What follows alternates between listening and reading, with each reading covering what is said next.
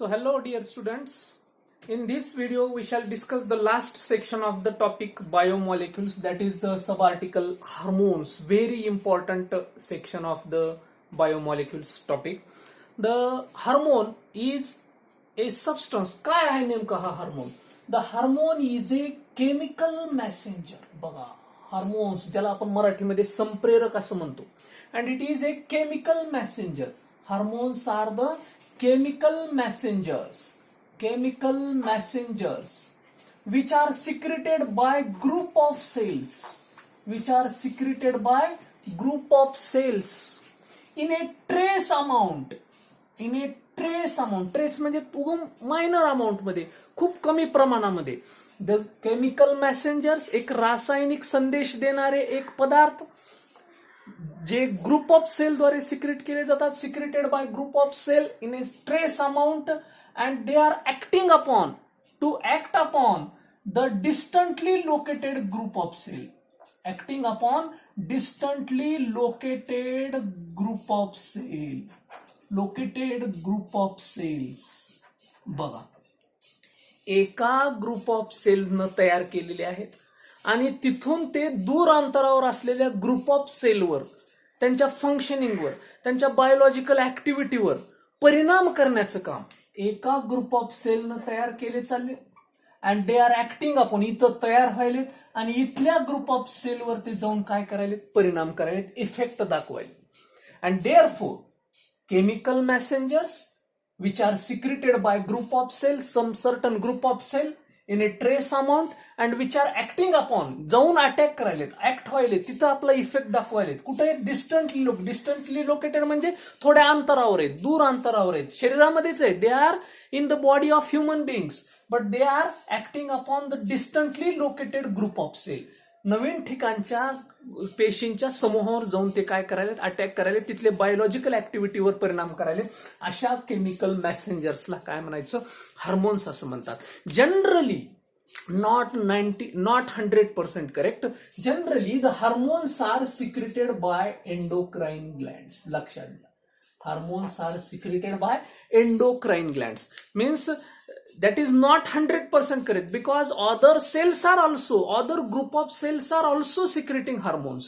आता आपल्या काही डायजेस्टिव्ह ट्रॅक्ट मधले 11th ला आपण एक्झाम्पल पाहिले, कोलेसिस्टोकायनिन, गॅस्ट्रिन, हे सुद्धा हार्मोन आहेत लेकरांनो. हे काही एंडोक्राइन सिस्टीमद्वारे सिक्रेट केले चालणार, पण ते हार्मोन आहेत. आणि त्याच्यामुळं this generalisation means hormones are secreted by only endocrine glands. This is not totally correct, हे पूर्णपणे करेक्ट नाही.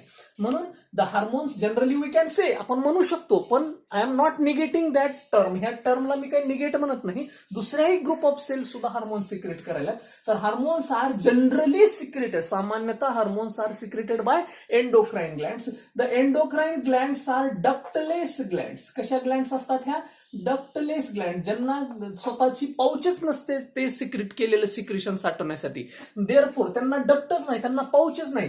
Therefore they are directly pouring their secretion into the blood. म्हणून ते तयार झालं, सिक्रेशन त्यांचं तयार केलं, हार्मोन तयार केला, ते डायरेक्टली पोर करतात, pouring into the blood. कशामध्ये टाकतात ते? लगेच ब्लडमध्ये.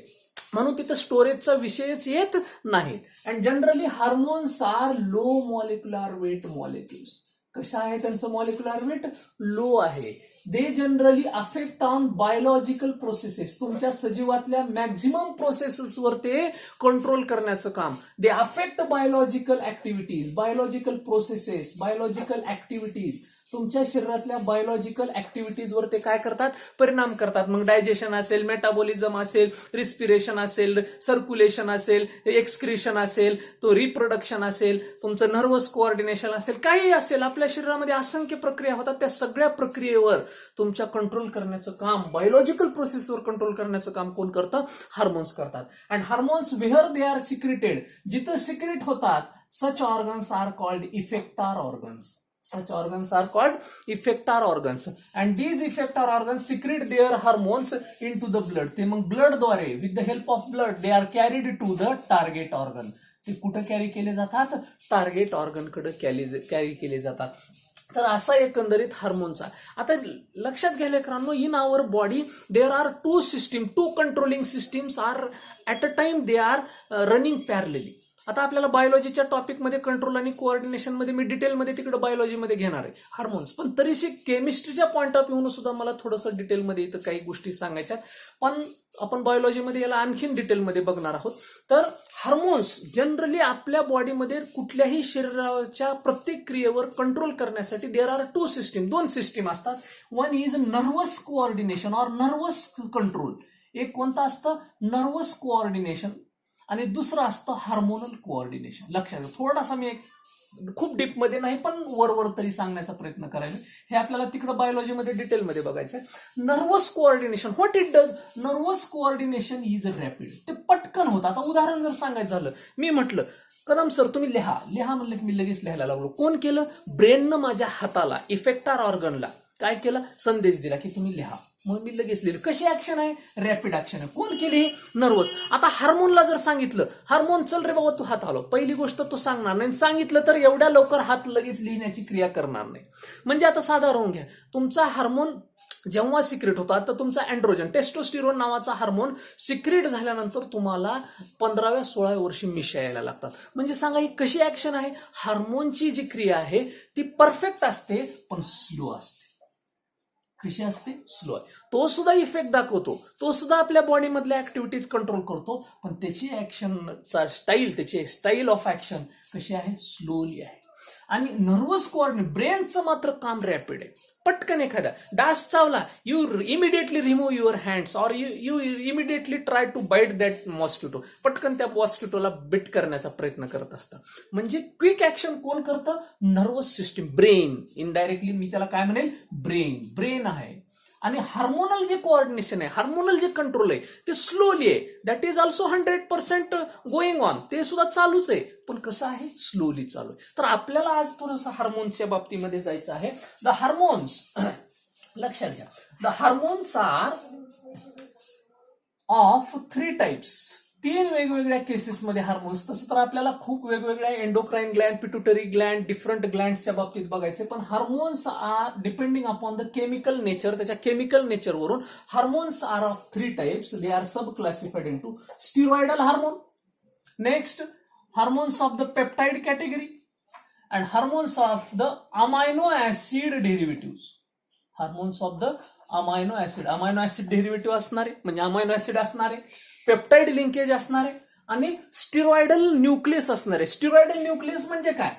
The steroidal nucleus is consisted of cyclopentanoperhydrophenanthrene. हा आहे अँथ्रेसिन, फिनॅन्थ्रिन.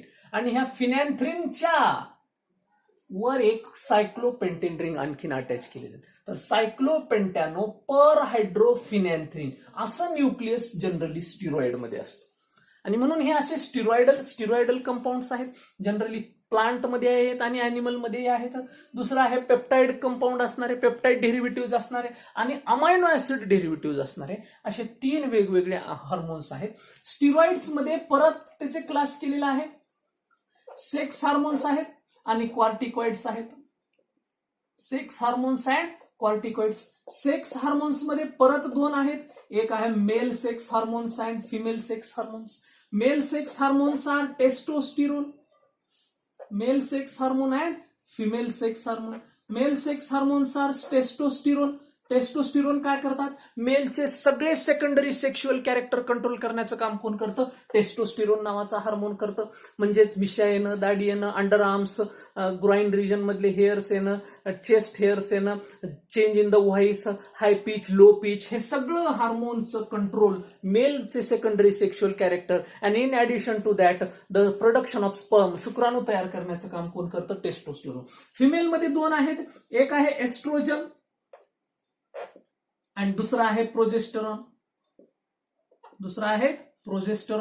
एस्ट्रोजन काय करतो? Oestrogen generally control the female secondary sexual character. त्यांच्यातले जे लैंगिक गुणधर्म असतात फिमेल मधले ते सगळे कंट्रोल करण्याचं काम कोण करतं? एस्ट्रोजन करतं. आणि progesterone it is called birth hormone. It generally helps during the process of birth of the individual. म्हणजे लहान मुलांचा जन्म होत असताना आणि लहान मुलाची गर्भधारणा झाल्यापासून 9 महिने त्या बाळाची काळजी घेण्याचं काम कोण करतं? Birth hormone. ते आपल्याला डिटेलमध्ये बघायचं आहे बायोलॉजीमध्ये तिकडं.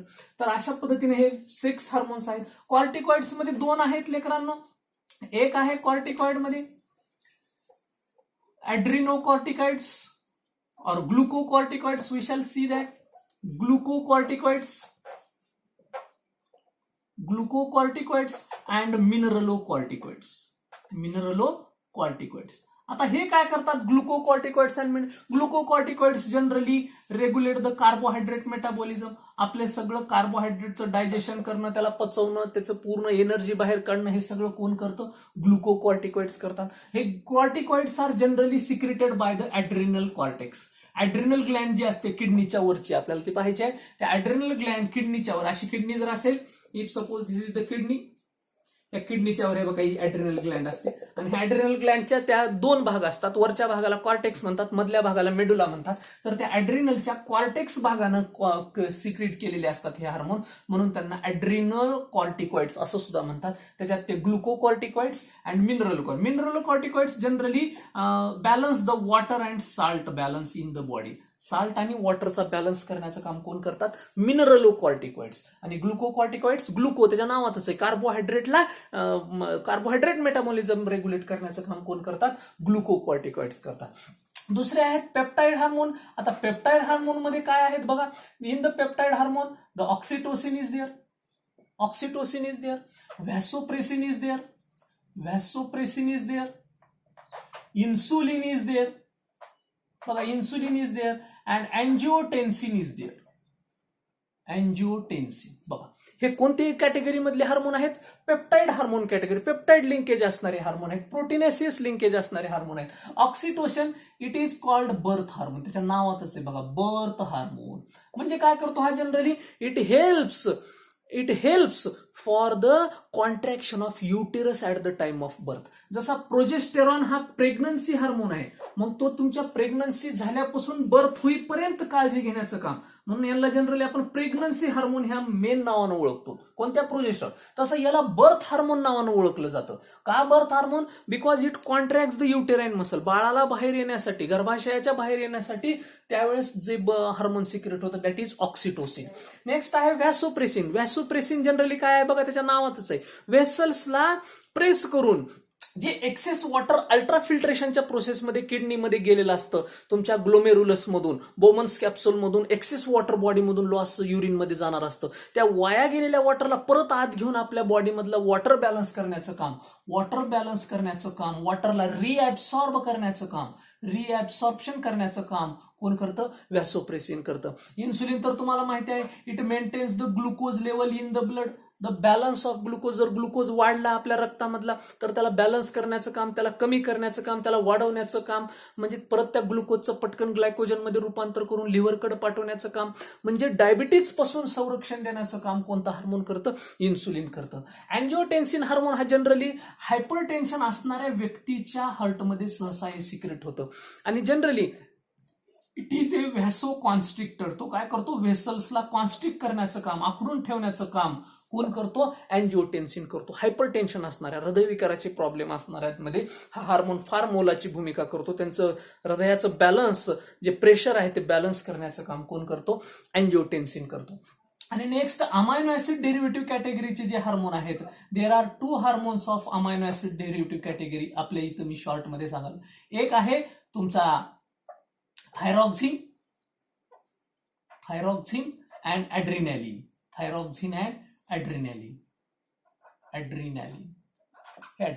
आता हा काय करतो तुमचा? Thyroxine is the regulator of carbohydrate मेटाबॉलिझमला रेग्युलेट करतो. बघा हार्ट रेट रेग्युलेट करतो, हा सुद्धा हार्ट रेट रेग्युलेट करतो. इव्हन ऑक्सिजन अपटेक और इनटेक ऑफ ऑक्सिजन कन्झम्पशनचा रेट वाढवतो. एनर्जी एक्सचेंजचा सुद्धा रेट वाढ, म्हणजे इनडायरेक्टली थायरॉक्झिन खूप महत्वाचे काम करायला आहे. आणि सगळ्यात महत्वाचं म्हणजे ग्वायटर या आजारापासून, गलगंड रोगापासून, कारण आपल्या आहारातला आयोडीन घेऊन तो तुमच्या थायरॉइड ग्लँडद्वारेच हा सिक्रेट केलेला हार्मोन थायरॉक्झिन. T3 T4 आपल्याला डिटेलमध्ये तिकडे बघायचे. PTH, पॅराथायरॉइड हार्मोन, हे सगळे हार्मोन आपल्याला बघायचे. तर हा थायरॉक्झिन असे तुमच्या कार्बोहायड्रेट मेटाबॉलिझम असेल, हृदयाची तुमच्या रेट असेल, हृदयाचे पूर्ण फंक्शनिंग असेल, गलगंड नावाचा आजारापासून संरक्षण करण्याचं असेल, ऑक्सिजनचं आपटे, कारण कार्बोहायड्रेट मेटाबॉलिझम जिथं आलं तिथं ऑक्सिजन लागणार आहे, कारण ऑक्सिजनच तुमच्या अन्नाचं पचन करणार आहे आणि ऑक्सिजन कंझ्युम करण्याचं काम कोण करतो? थायरॉक्सिन करतो. आणि म्हणून ह्या थायरॉक्सिनची लेवल आपल्या शरीरामध्ये टिकवणं फार नाही तर it will lead to so many different types of abnormalities or deformities in the living organism or human being.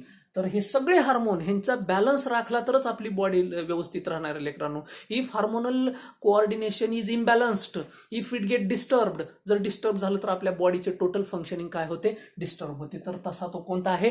Thyroxine नावाचा हार्मोन आहे. आणि ॲड्रिनॅलिन, जसा बघा इथं ॲड्रिनल ग्लँडद्वारेच हा सिक्रेट केला, पण कॉर्टेक्स भागानं, कॉर्टेक्स म्हणजे हा वरचा भाग, वरचा थोडा, आणि आता मधला गाभ्याचा जो भाग आहे that is called medulla. Adrenal ग्लँडचा मधला जो भाग असतो तो कोणता? मेडुला. आणि मेडुलाद्वारे सिक्रेट केला जाणारा हार्मोन कोणता आहे? ॲड्रिनॅलिन. आणि दिस ॲड्रिनॅलिन, तुमचा जो हा ॲड्रिनॅलिन आहे, this adrenaline helps for the different activities of the kidneys. किडनीच्या वेगवेगळ्या ऍक्टिव्हिटीज असतील, तो कंट्रोल करण्याचं काम कोण करत असतो?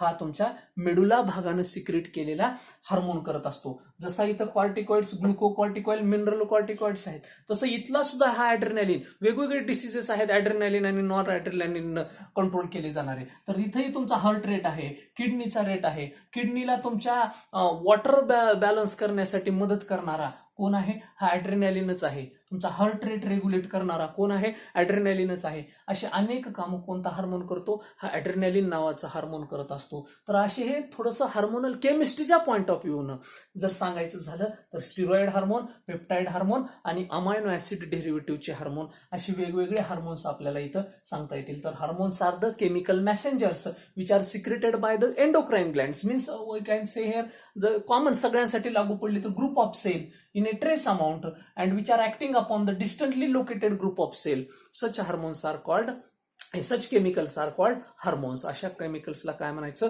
हार्मोन्स असं म्हणायचं. So we can give so many different types of hormone. आपल्या बॉडीमध्ये जर बघायचं झालं, फ्रॉम द पिट्युटरीज, हायपोथॅलॅमस, बघा हार्मोन कुठून कुठून सिक्रेट आहेत. हायपोथॅलॅमस नावाचा ब्रेन मधला एक पार्ट जो एंडोक्राइन ग्लँडचा सुद्धा मास्टर आहे, कारण आपण पिट्युटरी ग्लँडला एंडोक्राइन ग्लँड म्हणतो. तर ह्या एंडोक्राइन ग्लँडवर सुद्धा कंट्रोल असणारा हायपोथॅलॅमस, तो सुद्धा हार्मोन सिक्रेट करतो. पिट्युटरी ग्लँड आहे, पिनियल ग्लँड आहे आणखीन एक तुमच्या ब्रेनमध्ये, ते हार्मोन सिक्रेट करते. तुमची थायरॉइड ग्लँड आहे तुमच्या नेक रिजनमध्ये, पॅराथायरॉइड ग्लँड आहे, पॅराथायरॉइड ग्लँड सुद्धा आहे पीटीजी, ती सुद्धा हार्मोन सिक्रेट करते, पीटीएच, पॅराथॉर्मोन नावाचा. थायमस ग्लँड आहे तुमच्या चेस्ट रिजनच्या, स्टरमच्या पाठीमागे.